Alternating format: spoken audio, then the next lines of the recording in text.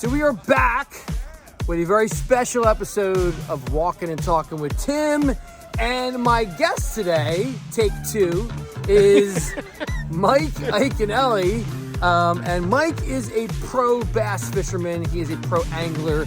And this is actually the second interview. Yes. Because the first one we didn't have any audio. So we're doing it again. Doing it again. So look, we talked about a lot of things, a ton. Yeah. And the first thing I wanted to get into is, you tell the world, Mike, exactly what it is you do as a pro angler. Yes. What does it mean? Yes. So I'm a professional angler. It is not, I don't crab, I don't commercial fish, I don't do any of that stuff, but I actually fish professional bass tournaments. So that's about 50% of what I do. Right. Travel around the country, fish professional bass events.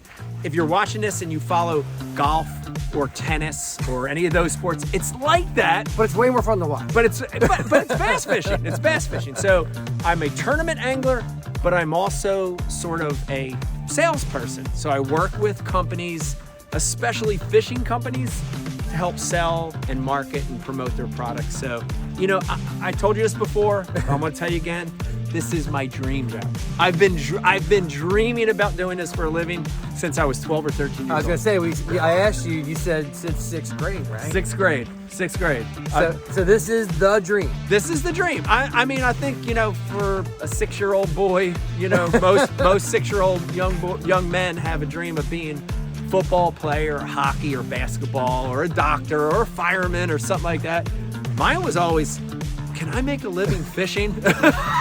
It was always that dream. And so, I've been doing it full-time, professionally for 30 years. It's hard to believe, but it is honestly a dream job. It really is. I feel you. I wanted to be a rock star, I tried. And here I am. So, I'm getting close. I'm getting close. I'm hanging out with this guy. So, the other thing I want to talk about was your family. Let's talk about, you have a big family. Big you have family. Kids that are tall and small. Yeah. So let's get into that real quick.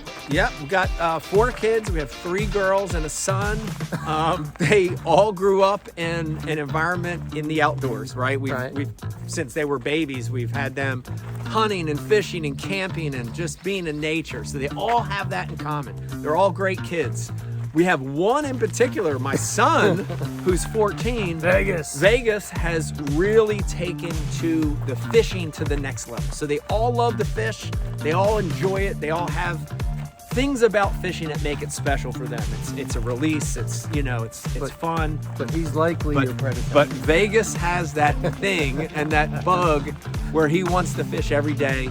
He wants to compete. So, it's cool to see that. I think as a father, to see all your kids enjoying something that you enjoy, that's very rewarding. And the cool thing is if he keeps your legacy going, and he's got what a great name to be doing it with. That's a good name.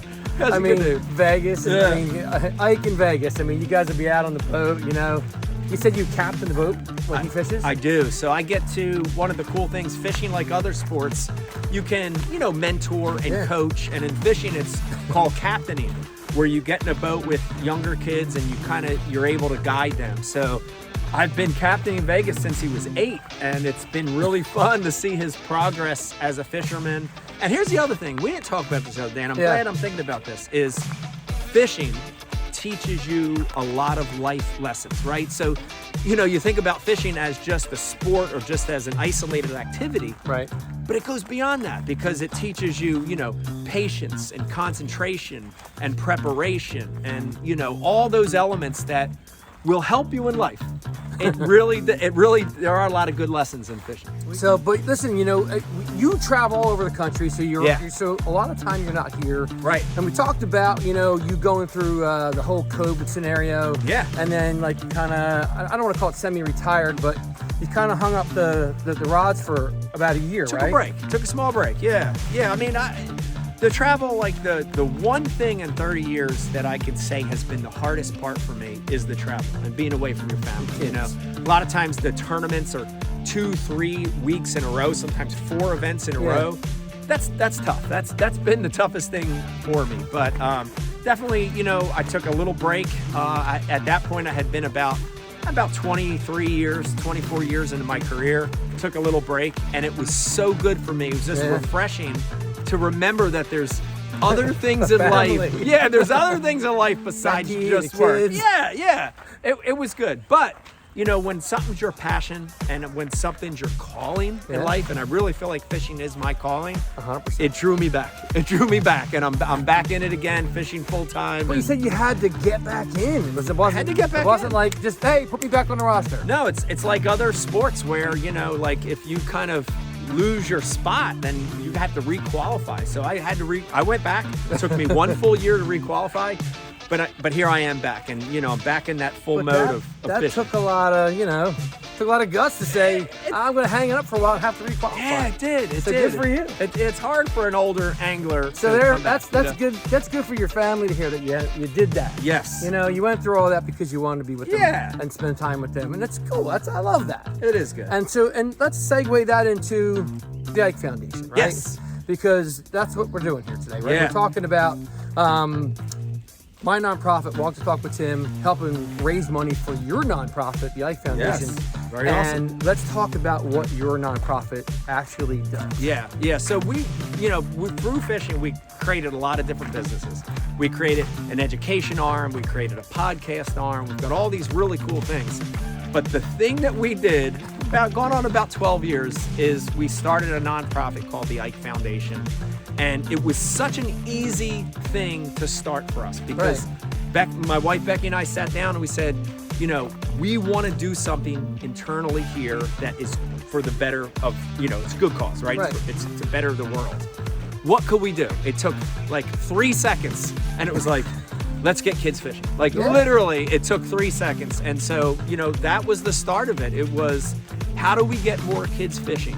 How do we get kids fishing that would normally never have that opportunity, right? So like city kids, disadvantaged kids without dads, like how can we get those kids fishing? So that became our mission, and it's so amazing because it's the one thing that we do in our business in the fishing world that feels 100% right, and there's no motive other than getting more kids fishing. And listen, in today's world, dude, 2025, weird, strange time in the world. Sure is. Kids are doing a lot of other stuff that aren't so good. They're getting holed up in the house their whole lives, right? I know. We talked about the video game thing. Game thing. This is so great because it's not just fishing, but it's getting kids outside.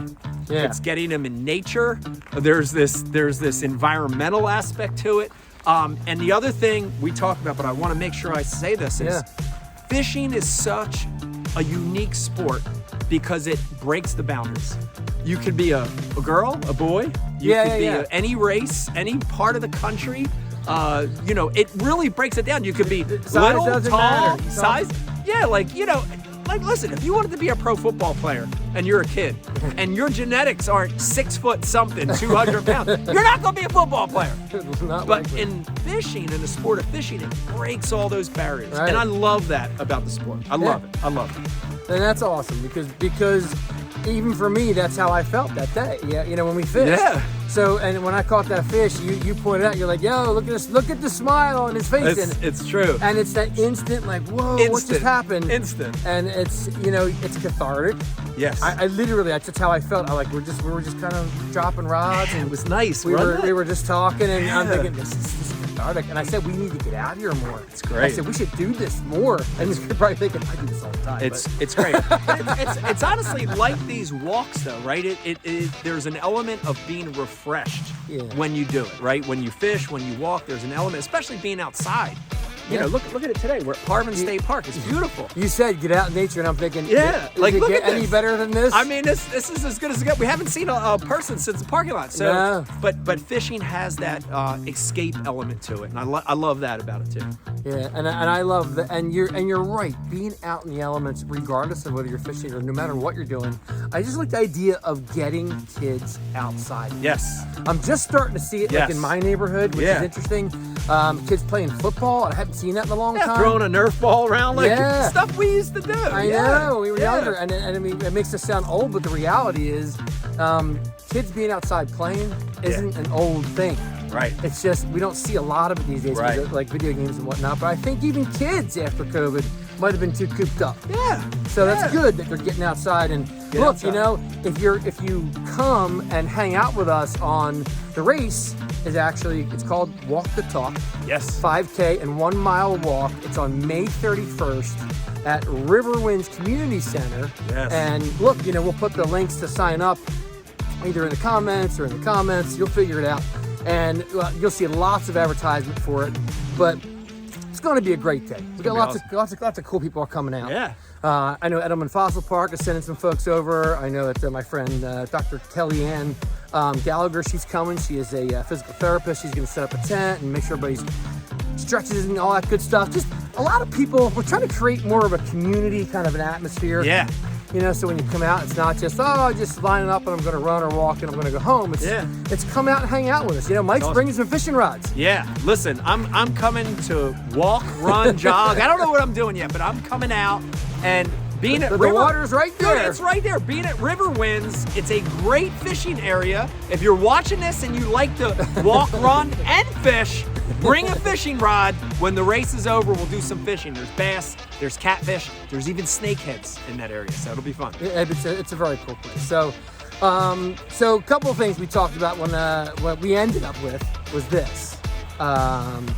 Favorite artist.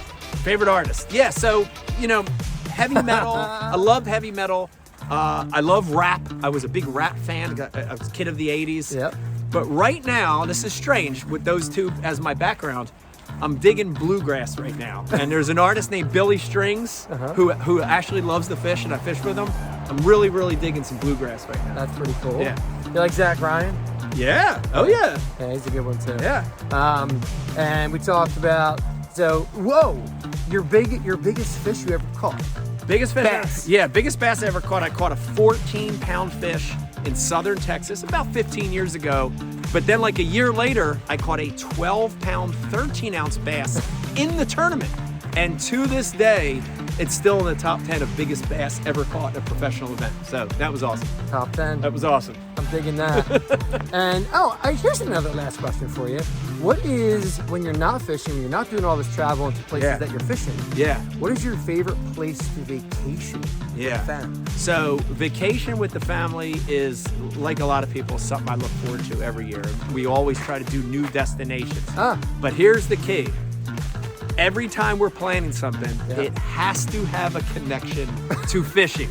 Like, that's the one checkpoint it has to have. So I fish my whole life professionally, and we finally go on vacation once a year, and I'm like, Becky, does it have fishing? And that's the cool thing about fishing, though, is that it happens all over the world, freshwater, saltwater. Yeah. So, you know, if I can incorporate a family trip with a fishing rod, I want to go. There you go. Luckily, Disney has fishing, so they do. They do. All right, well, listen, thank you for doing this. Thanks for being on. Thank you. And thanks for being part of the whole race and the whole thing we're doing with Walk the Talk with Tim. And listen, guys, if you want to just go find the link yourself, you can go to walkthetalkwithtim.org to find that link. It's right at the bottom of the page to sign up for the race. And if they want to get a hold of you or watch your stuff, how do they do that?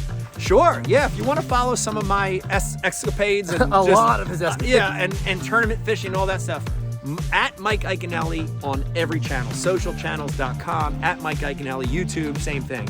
But if you want to see more about getting new kids fishing, if you want to help get new kids to experience the sport, please, please, please go to the IkeFoundation.org. And we got so much information on how you can help and get new kids fishing. So head over there. Yeah, and did I make sure I said that? Walk the Talk with Tim. WalkTheTalkWithTim.org. Is that right? Sure. Yeah. I thought I said .com. So listen, everybody, thanks for watching. Thanks, guys. Keep on walking, keep on moving. Follow me and him on Facebook, LinkedIn, YouTube, Instagram, every channel there is. Follow us, and we will see you next time on Walk the Talk with Tim. Peace. Hi, guys.